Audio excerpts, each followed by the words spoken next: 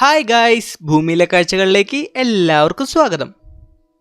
ഇന്ന് നമ്മൾ പരിചയപ്പെടുത്താൻ പോകുന്നത് അസോളയെയാണ്.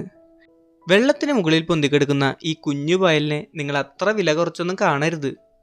നിങ്ങളൊരു കർഷകനാണെങ്കിൽ നിങ്ങളെ വളരെയധികം സഹായിക്കുന്ന ഒരു വസ്തുവായിട്ട് വേണം ഈ അസോളയെ കാണാൻ. ഇതൊരു കുഞ്ഞു പായലാണെങ്കിലും ഇതിലടങ്ങിയിരിക്കുന്നത് മൊത്തം പ്രോട്ടീനാണ്. ഏതൊക്കെ തരം ജീവികൾക്ക് നമ്മുടെ ഈ അസോളയെ തീറ്റയായി ഇട്ടുകൊടുക്കാമെന്ന് നോക്കാം. ആദ്യം തന്നെ നമുക്ക് മീനിൽ നിന്ന് തുടങ്ങാം. നമ്മളെല്ലാവരും സ്ഥിരമായിട്ട് നമ്മുടെ മീനുകൾക്ക് പെല്ലറ്റായിരിക്കും തീറ്റയായിട്ട് ഇട്ട് കൊടുക്കുക. ഒരു നേരത്തെ പെല്ലറ്റ് ഒഴിവാക്കിയിട്ട് ഈ അസോളയെ തീറ്റയായിട്ട് ഇട്ട് കൊടുത്തു നോക്കുക.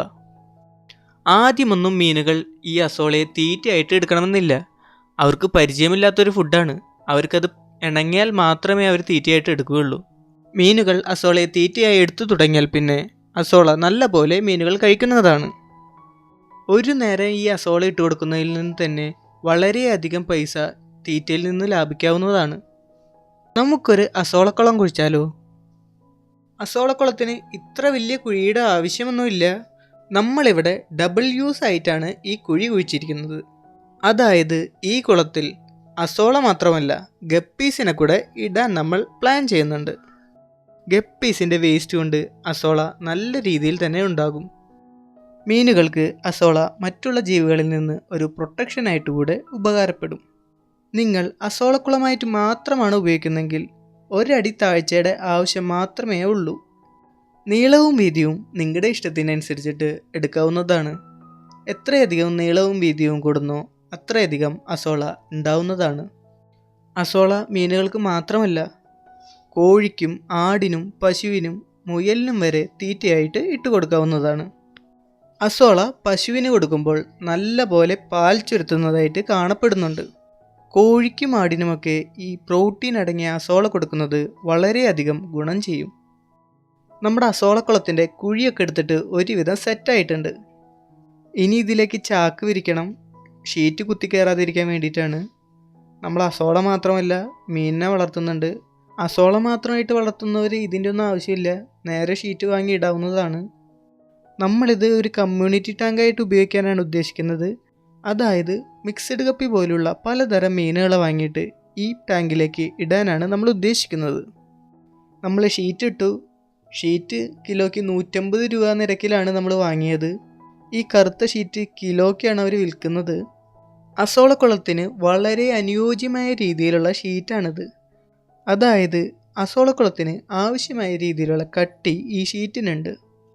നമുക്ക് നമ്മുടെ അസോളക്കുളത്തിലേക്ക് വെള്ളം നിറയ്ക്കാം.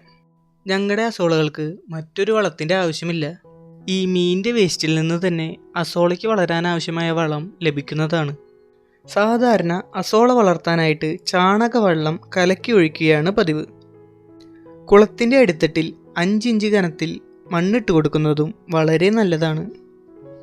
വെള്ളത്തിലേക്ക് ഉണങ്ങിയ വാഴയില ഇട്ട് കൊടുക്കുന്നത് നല്ലതാണ്. ഞങ്ങളിവിടെ അസോളക്കുളത്തിൽ വാട്ടർ കേബേജ് ഇട്ടിട്ടുണ്ട്. അത് ഈ അസോളയുടെ ഒപ്പം തന്നെ വളർന്നു പോരും. രണ്ടുപേരും തമ്മിലങ്ങനെ പ്രശ്നമുണ്ടാക്കാത്ത കൂട്ടരാണ്, അതുകൊണ്ട് കുഴപ്പമില്ല. അസോളയുടെ ഒപ്പം തന്നെ വാട്ടർ കേബേജ് നമുക്ക് വളർത്താവുന്നതാണ്.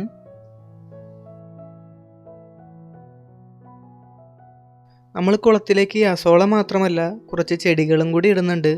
നമ്മുടെ അസോളക്കുളം മാത്രമല്ല ഗപ്പിക്കുളം കൂടിയാണ്. അപ്പോൾ ഇങ്ങനത്തെ ചെടികളുള്ളത് വളരെ നല്ലതാണ്. ഈ ചെടി നമ്മുടെ കൂട്ടുകാരനെ അവിടെ നിന്ന് കൊണ്ടുവന്നതാണ്. ഈ ചെടിയുടെ പേര് എനിക്കറിയില്ല. ഇതിങ്ങനെ ചെറിയ പ്ലാസ്റ്റിക് ചട്ടിയിലാണ് ഇങ്ങനെ വെള്ളത്തിലിട്ട് വെക്കേണ്ടതെന്നാണ് അവൻ പറഞ്ഞത്. ഈ ചട്ടിയുടെ താഴെ 2 ഓട്ടയൊക്കെ ഇട്ട് വെച്ചിട്ടുണ്ട്.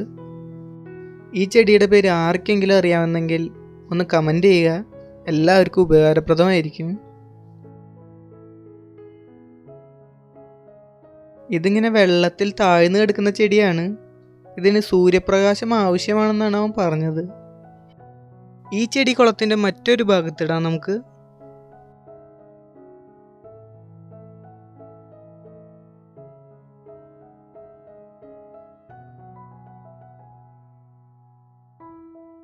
ഇതിലേക്ക് എടുക്കുന്നത് ഡക്ക് വീഡാണ്. ഡക്ക് വീഡും അസോള മാതിരി ഒരു പായലാണ്. ഈ വെള്ളത്തിൻ്റെ മുകളിൽ ഇങ്ങനെ പൊന്തിക്കെടുക്കുന്ന ഒരു ഐറ്റം. ഡക്ക് വീഡും മീനുകൾക്ക് വളരെയധികം നല്ലതാണ്.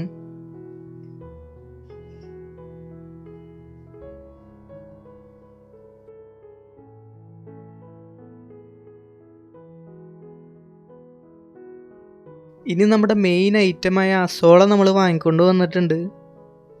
അസോള നമ്മൾ അടുത്തുള്ളൊരു വീട്ടിലെ ചേട്ടൻ്റെ അവിടെ നിന്നാണ് കൊണ്ടുവന്നത്. കിലോയ്ക്ക് 50 രൂപ നിരക്കിൽ പലരും അസോള വിൽക്കുന്നുണ്ട്. ഇത് ചുമ്മാ ഇങ്ങനെ ചാണകം കലക്കിയ വെള്ളത്തിലേക്ക് ഇട്ട് കൊടുത്താൽ മതി. ഒരാഴ്ചയ്ക്കുള്ളിൽ ഈ കുളം നിറയെ ഈ അസോള ഉണ്ടാവും. അസോളയുടെ അടിയിലൊരു നാരുണ്ട്, അതാണ് അതിൻ്റെ വിത്ത്. ആ വിത്തിൽ നിന്നാണ് ഈ അസോള പൊടിച്ചു വരുന്നത്. ഈ അസോള തോരൻ വെച്ച് കഴിക്കാമെന്നും പറയുന്നുണ്ട്.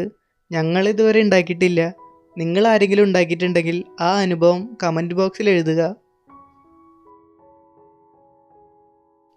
ഒരാഴ്ച കഴിഞ്ഞപ്പോഴേക്കും നമ്മുടെ അസോളക്കുളത്തിൽ മൊത്തം അസോള നിറഞ്ഞു. അസോളയ്ക്ക് ഏറ്റവും പ്രശ്നക്കാരൻ വെയിലാണ്. വെയിലുണ്ടെന്ന് വെച്ചാൽ അസോള കരിഞ്ഞു പോവും. അതുകൊണ്ട് വെയിലത്ത് ആരും അസോള കൃഷി നടത്തരുത്. വെയിലുള്ളിടത്താണ് ഈ അസോളക്കുളം കുഴിച്ചിട്ടുള്ളതെങ്കിൽ മുകളിൽ ഷീറ്റ് കെട്ടി കൊടുക്കുക. ഇങ്ങനെ കുളത്തിൽ മുഴുവൻ അസോളം നിറഞ്ഞാലും മീനുകൾക്ക് അത് വലിയൊരു പ്രശ്നമാണ്. അതുകൊണ്ട് മീനുകൾക്ക് ഓക്സിജൻ എടുക്കാൻ വേണ്ടിയിട്ട് ഒരു ഭാഗം ഇങ്ങനെ തുറന്നിട്ട് കൊടുക്കണം.